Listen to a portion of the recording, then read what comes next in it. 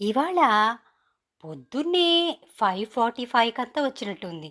నేను 5:50కి గేట్ తీసేసరికి వెయిటింగ్‌లో ఉంది మా బాలాంబిక. ఎంతో వినయంగా నిల్చుంది.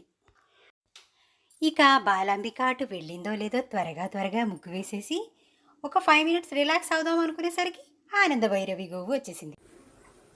ఆనంద భైరవి గోవు గోలక్ష్మి,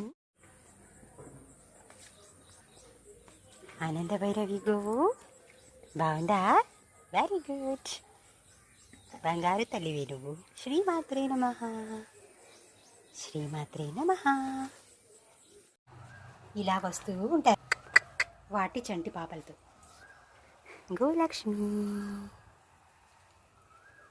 ఈ గోమాత మొదటిసారిగా మా ఇంటికి వచ్చింది వాళ్ళ చిన్నారి దూడని తీసుకుని. జై గోమాత. ఈ మధ్యన కాస్త బొంట్లో బాగోలేక రాలేదు బగలాముఖి. ఇవాళ వచ్చింది బగలాముఖి. బగలాముఖి గోలక్ష్మి.